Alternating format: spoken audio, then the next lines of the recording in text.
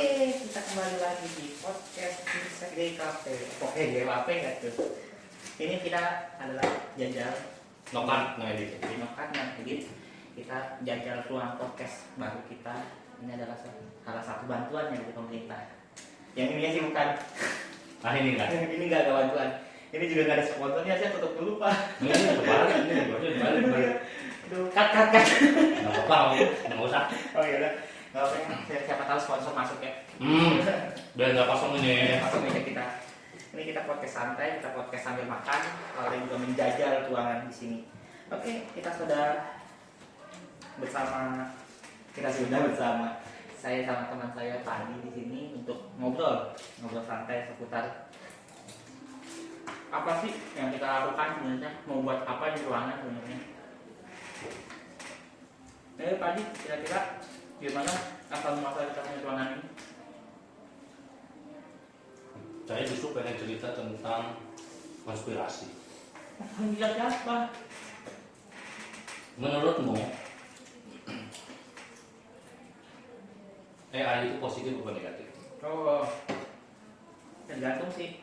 Kalau misalnya dari sudut pandang saya pribadi ya, sebagai orang informatika ya. Manjur. Iyalah. Oh. Oke. Maksudnya sebagai orang yang bergelut di bidang informatika ya, sebenarnya AI itu positif dalam hal untuk membantu kita. Sebagai saya yang manusia pemalas ya, itu ngebantu banget. Betul. Serius sih semua. Bener. Kalau misalnya apa namanya, ngerjain tugas, mikir lagi mulut segala macam, pasti bantu banget itu. Kita mau ngedit, kita mau bikin teks, kita bikin soal, membantu banget itu. Tapi di sisi negatifnya kita jadi sedikit merasa tersaingi. Ngerasa nggak tersaingi gitu? Sangat. Tanya aja gimana tuh Pak? Jujur ya kemarin banget ya. Ini kemarin. Saya nyoba bikin aplikasi PHP. Dengan bantuan AI itu sumpah cepet banget, sumpah. Oh iya, saya juga pengen bikin aplikasi, bisa kali ya? Aku pengen lihat weh.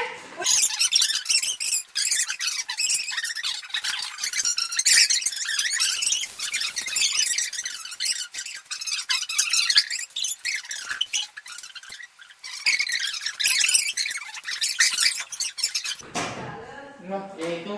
Intermezzo ya. Tapi intermezzonya kelamaan. Nggak apa-apa, nanti bisa dipotong iklan. Tolong nanti YouTube iklannya di situ ya. Iklannya di situ kan masuk lagi aja, tetap aja. Oh iya, Pak. Enggak, Nggak apa-apa. lewat doang. Tadi nanti YouTube iklannya nggak apa-apa ya. Tadi sekali tak. Sama YouTube kan. Sama YouTube juga kita nggak capek edit. Ngerjain YouTube kan ya. Udah bilang nokat ya taunya. Ya kalau di cut YouTube mah kan di luar jurisdiksi ya. Ya nggak salah sih ya. Di luar kewenangan kita. Aduh, di-cut lagi gitu ya. Aduh, kok bagus. Pas banget. Ya saya udah balik sembah gitu ya. Udah langsung balik dulu tuh udah enak. Kita pokoknya kalau butuh yang memasukkan. Luar biasa. Udah ke Baik lagi yang tadi. Tadi sampai mana ya? PHP. Bikin aplikasi. Oh iya benar. Jujur pakai PHP dari mulai PHP-nya sampai SQL-nya sampai bikin CSS-nya responsif, bisa Android, bisa di PC, itu cepat luar biasa, setengah jam jadi.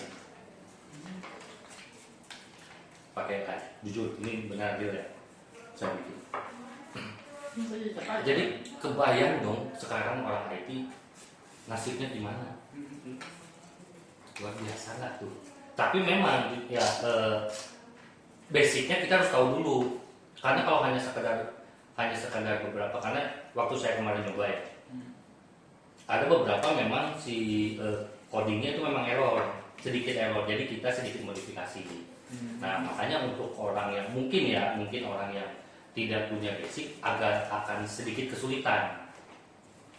Nah karena mungkin kalau kita kan masih dunia IT ya, masih di informatika, jadi kita tahu errornya di mana, kita harus apa. Jadi kan kalau orang mikirnya bikin aplikasi ya sudah bikin aja, padahal nggak tahu di aplikasi itu ada database. Database-nya itu adalah MySQL, kemudian harus diedit lagi dengan PHP MyAdmin dan sebagainya. Kemudian untuk bikin tampilan bagus kan dia harus pakai CSS dan lain-lain template-nya gitu. Nah, untuk yang orangnya awam mungkin agak sulit. Nah, karena kita tahu, jadi agak dipermudah. Tapi yang bikin saya amazed itu yang luar biasa, yaitu bener-bener gampang banget. Itu kita kayak bener-bener di guiding untuk jadi, bener-bener jadi. Walaupun memang beberapa error ya. Saya tegaskan benar beberapa error. Ini pengalaman pribadi ya. Beberapa error. Gitu, Bang Rian. Tapi kalau dilihat dari apa namanya, kata bapak tadi tuh langsung jadi, langsung ada segala macam, itu lebih ke dan dengan kekurangan yang ada ya. Itu lebih membantu kita sebagai orang yang ngerti IT dong. Betul, sangat. Tidak tersaingi mungkin secara pribadi doang. Secara pribadi, secara ego lah, manusia di sialan gue belajar capek-capek tapi itu. Ya itu doang kan. Gimana? Saya belajar capek-capek, udah ngoding berapa kali sampai nggak tidur sampai apa segala macam, balik tiba-tiba ada nongol kayak begini nongol langsung bisa jadi, itu doang kan. Cuman rasa ego doang yang bikin kita merasa tersaingin berarti ya. Tapi kalau misalnya dari segi kemudahan, apalagi kita untuk dipacu untuk produktif ya, dipacu produktif mah itu sangat membantu dong Pak. Sangat. Bagi kita orang IT. Sangat. Balik lagi ke yang Bapak bilang tadi, kalau misalnya orang yang mau bikin aplikasi tanpa basic, mereka akan menerima apa aja yang ada dikasih AI kan. Betul. Tapi kalau misalnya kita dengan basic kita, error pun kita langsung tahu, nggak usah AI apa yang errornya, kok error sih kayak gitu kan. Seperti itu. Jadi Sebenarnya kayak, sorry ya, sekarang kan kalau nggak salah PHP itu udah PHP 7 PHP 8 ya. Kalau nggak salah ya. Nah kemarin itu waktu saya dikasih sama si AI itu PHP 5. Jadi beberapa memang error. Kalau misalkan kita masuk di PHP yang 7 gitu ya, 7 8. Nah itu yang kita modifikasi. Nah kalau makanya tadi kalau orang awam agak kesulitan karena dia nggak tahu nih basicnya ini dari mana errornya. Kemudian kan tahu sendiri kan kalau misalkan PHP error itu dia cuma muncul kode, hanya kode kan. apa error di mana? Nah orang awam mungkin akan kesulitan buat nyari ini errornya apa. Walaupun masih bisa searching lagi ya, searching error ini tuh apa dan di mana. Mungkin bisa, cuma kan ada effort tambahan sih. Jadi kalau misalnya kita menjelas tadi kan AI kan, apalagi itu mesin pembaca ya, semakin kita kasih informasinya semakin bagus kayaknya. Maksudnya kan berarti itu PHP 5, kalau misalnya kita tingkatkan lagi, oh ini udah versi lama, ini kita versi terbarunya, pasti dikasih kan. Nah, tapi kan kalau orang awam nggak tahu ini error itu karena apa. Iya sih. Kalau orang yang berkecimpung di dunia itu udah tahu, oh ini karena beda versi. Atau misalkan pada saat kita minta tolong buatkan aplikasi kasir, misalkan kasir buat penjualan sama laporan keuangannya misalkan. Nah kan kita tidak menyebutkan spesifik ya. Akhirnya misalkan si AI ngasihnya ternyata pakai bahasanya Laravel. Nah sedangkan kita nanti kita masukinnya ke PHP kan nggak nyambung. Ya, jadi di satu sisi jujur membantu buat kita yang memang ngerti tentang basic. Buat yang tidak ngerti mungkin harus extra effort untuk memahami dulu gitu. Untuk memahami dulu basic pembuatan si aplikasi menggunakan AI. Kalau tadi ya dari sudut pandang kita sendiri ya sebenarnya ya, mau nggak mau sih kita terima sebenarnya sih. Cuman ya tadi balik lagi ego doang kan. Tapi kalau misalnya kita lihat dari segi pendidikan Pak, kan kita berkecimpungnya tadi di dunia pendidikan kan ya. Kita sebagai guru ibarat kata sih ya. Sebagai guru yang ibarat kata kita dituntut untuk mengajarkan sebenarnya. Tapi dengan adanya fasilitas itu akan timbul, buat apa belajar, kan ada AI. Betul. AI sangat membantu, tinggal apa yang kita pinta saja langsung nongol. Betul. Itu gimana kita mensikapinya apa, melihatnya secara dari segi kita sebagai guru dan gimana cara kita untuk menangani anak-anak seperti itu. Nah, kalau yang dialami ya, lihat contoh yang kemarin waktu bikin aplikasi. Kan kalau misalkan orang yang tidak tahu, dia akan langsung to the point bahwa saya pengen bikin aplikasi A, pengen bikin aplikasi B. Nah, kita sebagai guru sebetulnya bukan mengajarkan sekonyong-konyong bahwa nih nanti aplikasinya harus jadinya seperti ini, tidak. Tapi lebih ke step by step-nya. Karena yang tadi balik lagi si AI itu dia nggak ngerti step by step. Dia akan langsung menampilkan apa yang kita mau. Ya, seperti tadi contohnya, buat aplikasi ini. AI kan cuma bikin ya udah aplikasi aja dengan bentuk aplikasi. Padahal kita tidak tahu bahwa sebelum buat aplikasi itu harus kita bikin database dulu dong. Database-nya apa saja yang bakal kita tampilkan nanti di aplikasi. Nah, step by step itu yang kita ajarkan. Jadi kalau mau belajar basicnya dulu nih, basicnya bikin dulu database-nya, baru ke aplikasinya, baru aplikasi tampilannya di template-nya. Nah itu yang tekankan ke murid. Karena kalau misalkan kita hanya menekankan cara buatnya, literally cara buatnya langsung plug ketiplok gitu, di AI itu udah ada semua. Jadi step by step-nya yang kita tekankan ke anak-anak. Jadi kasih pemahaman ke anak ke siswa kalau misalnya AI itu emang ada, emang bisa ngebantu, tapi yang penting kita tahu langkahnya. Tapi kalau dari kasus kita misalnya cuma tahu langkah doang, Pak, sebenarnya pengalaman saya menggunakan AI ya, kita pun arahkan dia sesuai langkah, coba buat saya gimana sih langkah-langkah yang tepat kayak gitu dong. Langkah-langkah bisa AI. Bisa banget. Jadi sebenarnya kalau misalnya kita membantu, kalau ke anak yang bilang langkah-langkah, kalau anak-anak cari sendiri di AI itu bisa mereka belajar sendiri dong. Betul, bisa banget. Fungsi kita balik lagi kita itu apa jadi sebagai guru ini dari zaman sekarang ini? Lebih menekankan effortnya ke anak-anak bahwa segala macam itu tidak ada yang instan loh. Walaupun AI ada ya, tidak ada yang instan. Soalnya gini, AI itu kalau dianalogikan itu kayak orang pinter tapi bocah, jadi masih kecil. Yang namanya masih kecil, walaupun pinter, dia kan bisa kemana aja.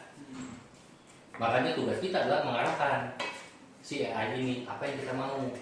Jadi kalau mau ke AI itu kita harus dibikin spesifik. Mau apa nih di AI-nya? Biar si AI nggak ngarahkan kemana-mana. Karena itu yang salah satu sisi negatif takutnya. Si AI itu kalau misalkan kita hanya tanya 1 tambah 1 udah pasti bisa jawab 2. Tapi kalau misalkan tanyanya pendapat, halo AI, bagaimana pendapat Anda tentang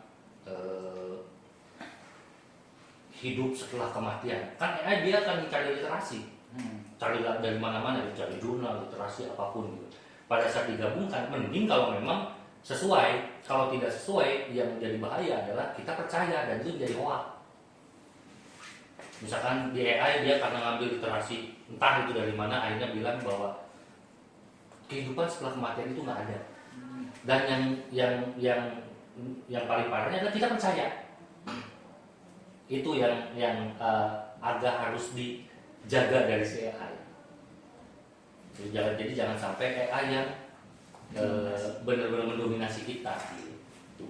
Oh, berarti kalau misalnya dilihat dari penjelasan yang tadi Bapak omongin, balik lagi ke cara pikir dong. Yang kita lakukan adalah penanaman cara pikir ke anak, pola pikir anak. Gimana cara anak itu memanfaatkan teknologi, memanfaatkan fasilitas yang ada dengan baik. Dengan otak kita kan lebih, ibarat kata AI adalah ciptaan manusia yang ibarat kata masih bisa belajar dan segala macam. Tapi kita ciptaan manusia yang bisa dengan lancar, Mas, apa?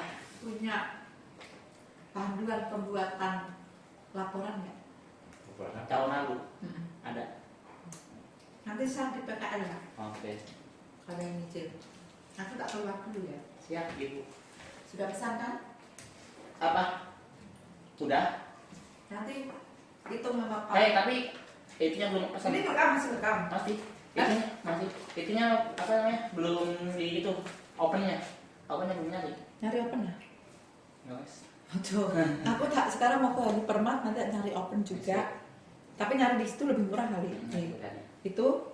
Terus kalian Pak Adi sama Mas Rian ngitung. Oh, Jadi nanti bisa aku ngomong ke biar dapat itulah. Iya, siap. Siap. Weekend. Oke, sip. Oke. Oke, kalau gitu nggak usah kerja banyak sih, lumayan. Kalau YouTube lagi ya, tadi edit ya. Saya ada dulu. Iklan di situ ya. Saya sampai mana tadi ya? Oh, yang pola pikir, balik lagi lah. Udah, saya lupa deh sampai mana. Yang penting mah pola pikir anak kayak gitu ya. Gimana caranya kita menanamkan, gimana sih kita pengennya. Seperti yang dibilang kan, AI itu mungkin kalau misalnya ilmu pasti dia bisa cara nama satu ya. Tapi kalau misalnya dia untuk pendapat, dia akan bingung apa yang mau diambil sebenarnya intinya apa kayak gitu. Pemahaman itu dia agak Kalau kita bisa ngikutin pemahaman kita, kotak kita langsung itu kan belum ada ya, sebenarnya teknologi yang bisa baca pikiran kita. Kita maunya bagaimana tuh nanti teknologi bisa menerjemahkannya, belum ada, tapi menarik kalau ada. Serem nggak ya kira-kira kalau ada kayak gitu? Serem ya. Sebenarnya kayak gitu kan, yang penting kan apa yang kita bikin, apa yang kita mau sampaikan, apa yang kita mau cari tersalurkan dengan baik kan. Yang itu yang sebagai itu kita nyupirin ya. Karena jujur di AI ini paling ngeri itu sebenarnya kalau sudah si AI ini ditanamkan kesadaran di AI, dan AI ini sadar kalau dia pintar,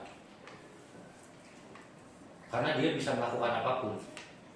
Salah satu yang paling simpel lah, kalau si AI sudah tahu kalau dia pintar dan dia bisa melakukan segala macam, dan dia itu terkoneksi ke seluruh dunia. Yang dia, yes, salah satunya Terminator, atau yang mungkin anak-anak sekarang nggak tahu ya Terminator. Avenger Age of Ultron, tahu kan? Ultron itu kan AI, dan dia sudah diberi kesadaran kalau dia pintar dan dia bisa melakukan apapun. Dan akhirnya apa yang terjadi? Yaitu, dan sayangnya kita nggak punya Iron-nya. Iya benar. Logikanya begitu loh. Ultron itu AI dan dia sadar. Makanya AI sekarang kalau dikasih kesadaran yang ditakutkan, dia akan berontak dan menganggap bahwa manusia itu adalah beban buat dia karena tidak produktif. Manusia butuh istirahat, manusia butuh makan, sedangkan mereka tidak. Itu yang ngeri. Iya. Dari AI. Kalau dipikir-pikir, logikanya yang paling gampang ya dari film itu, kita nggak punya superhero loh. Betul. Mau kita segila apapun kita, oh ini bisa ini. Betul. Tapi kita harus punya batasan dalam artian, soalnya kita tidak punya superhero. Walaupun ya kita sekarang mungkin bikinnya, wah hebat, wah ya membantu, wah ya ini dan sebagainya gitu. Tapi kita tidak tahu bahwa ini sebenarnya bisa jadi bumerang senjata makan tuan ya, kalau tidak digunakan dengan baik. Bukan tidak digunakan, kalau tidak di-manage dengan baik. Begitu loh masalah utamanya. Tapi kalau dipikir-pikir begitu, saya sebenarnya pribadi ya, walaupun saya orang Soal yang ketinggalan, kaget saya ada apa. Kalau dipikir-pikir, saya memang berkecimpung di dunia informatika, ibaratnya di kemajuan dan teknologi ya. Tapi emang pola pikir masih awam. Saya baru sedikit melek teknologi, gadget yang kita namanya memantau teknologi itu baru pas kuliah. Jadi pemikiran saya masih awam. Sebenarnya saya masih berpikir itu hal mustahil loh sebenarnya. Ya kan, yang mau bilang kita dikasih kecerdasan, teknologi kasih kecerdasan, itu hal mustahil. Ibarat kata, apa sih kok emang bisa yang manusia itu melampaui Tuhan? Ibarat kata kalau kayak gitu kan. Berarti kan kalau misalnya AI dikasih kecerdasan dan kita dikalahkan sama AI, ibarat kata berarti teknologi manusia melampaui teknologi Tuhan. Itu yang masih jadi konsep pikiran saya sebagai orang awam yang baru berkecimpung di teknologi kan. Bisa dihitung berapa tahun doang sih daripada itu mah, dari kuliah sampai sekarang paling 7 tahun, dan itu yang tidak mendalami, cuma ikut belajar doang ya katakan. Masih hal mustahil. Tapi kalau dilihat dari sini, contoh AI nongol, tua sebenarnya. betul, sangat membantu. Iya, itu sebenarnya apa yang dibilang mustahil dulu itu jadi kenyataan. Bisa. Dan apa yang kalau kita teliti lagi, kita lihat lagi dari zaman dulu banget ya. Contohnya kayak apa yang kita pakai sekarang, telepon. Itu kan zaman dulu itu mustahil banget. Video conference. Itu kan mustahil banget zaman dulu. Emang bisa ya orang komunikasi dengan cepat. di jauh, apa bisa orang cari tatap muka di jauh, apa bisa kita datang stasiun cepat banget. Dulu kan itu hal mustahil. Kuda pun ibarat kata kendaraan kita dulu, kuda dan unta berarti udah tergantikan ibarat kata dengan kendaraan sekarang itu. Betul. Bisa jadi seperti yang Pak Adi bilang, manusia bisa kena kalau misalnya kita tidak punya kesadaran, tidak punya pemahaman tentang itu. Tapi yang ditakutkan, ilmuwan kan gila Pak rata-rata. Kalau kita sudah mencecimpung, saya pribadi kalau udah suka di suatu hal, saya gila. Kan sama halnya orang-orang suka teknologi. Semakin dia paham sesuatu, semakin dia pintar sesuatu, pasti semakin dia pengen menciptakan sesuatu yang beda. Betul. Itu kan hal yang gilanya dia itu. Apa sih? Dan biasanya sumber dari sesuatu teknologi terbuat itu adalah kita, subjek hidup. Seperti contohnya tadi, seperti contohnya yang paling gampang kendaraan kan, itu subjek hidup loh. Kendaraan itu kuda, subjek hidup. Tapi kita lihat kuda itu apa kurangnya, butuh istirahat, pasti mati, harus perawatnya harus beli baru tiap tahun kalau mati, kalau udah tua segala macam, akhirnya dibikinlah kendaraan yang ibarat kata umurnya lebih panjang daripada kuda, lebih gampang, lebih murah kayak gitu, biaya perawatan dan lain-lainnya kan. Tujuh. Tuh, makanya kalau misalnya dibilang kecerdasan itu mungkin, kecerdasan itu mustahil, kesadaran itu mustahil, toh kita udah merasakannya dan kita mungkin akan kayak gitu. Tinggal gimana caranya kita membuat superhero mungkin Pak, hero kayak gitu kadang itu. Walaupun hero udah tutup kan ya? Iya sih benar, hero udah tutup ya. Hero udah tutup. Makanya di super. Tinggal super Indo yang belum ya. Hero-nya udah tutup. Hero-nya udah tutup. Super Indo ya dengerin ya. Pasal belum super Indo. Oke. Ini aja udah habis. Ini aja udah habis. Seret nih. Iya kali aja lah. Super Indo boleh, nih Good Day boleh lah. Lumayan untuk melegakan tenggorokan. Sangat bagus. Good Day itu luar biasa. Penjilat banget ya. Apa? Es enak. Gila, nggak apa-apa sih Apalagi penjilat. suasana panas-panas libe, panas ya. Luar biasa. Oke, kita Udah nih. habis. Terus gimana nih? Makanya kita udah habis, kita cerita juga udah itu. Kata-kata penutup berarti, kata-kata penutup tentang gimana sih cara kita menyikapi AI dan apa yang harus kita lakukan dengan AI ini sebenarnya. Agak ngeri sih sebetulnya ya kalau di AI ini. Karena walau bagaimanapun jujur, kita akan kesulitan kalau kita melawan AI. Agak sulit ya. Karena yang kita lawan itu adalah mesin. Tapi yang harus kita lakukan adalah kita harus bisa memanfaatkan AI sesuai dengan yang memang dibutuhkan oleh manusia. Jadi jangan menggunakan AI untuk hal yang justru malah sebaliknya, hal yang merugikan manusia. Jadi bijak ya, tolong bijak dalam menggunakan AI. Itu aja sih yang paling utama. Oke. Ada mutiara juga dong. Oh, saya juga ikutan. dong. Oh, kalau dari percakapan kita tadi sebenarnya kata-kata yang saya pengen sampaikan udah hampir sama kayak Pak Adi. Intinya kita Plagiat nih. kan biasanya begitu, kalau orang yang pertama itu mikir, yang kedua tinggal gitu aja. Kata-kata yang sampai adalah Aduh, ini lagi nih. makanya disulah ya. Pasti pas saya akan ngomong dipotong iklan. Sorry guys, iklan. Kalau saya ngomong mati gitu, potong aja. Ya pasti ya. Kalau yang pertama itu pasti yang mikir, yang kedua tinggal plagiat doang, tipis-tipis aja ganti.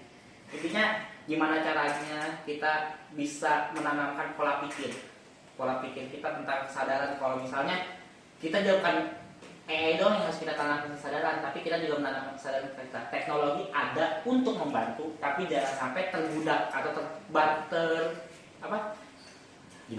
bukan dibudak, apa namanya, terlalu dibudak dibudak. Maksudnya halusnya itu, kata-kata halusnya jangan sampai kita berketergantungan sama itu.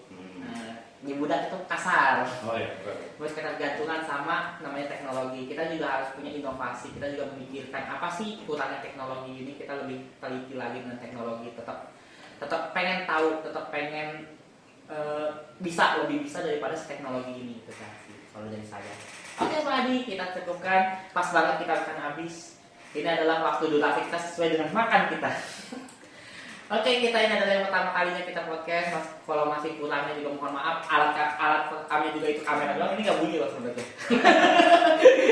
Ini pajangan doang, insya Allah kedepannya kita akan perbaiki lagi. Sekian dari saya, kita tutup. Terima kasih.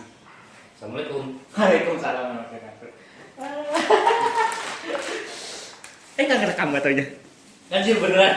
Ngerekam 26 menit. Stop ya.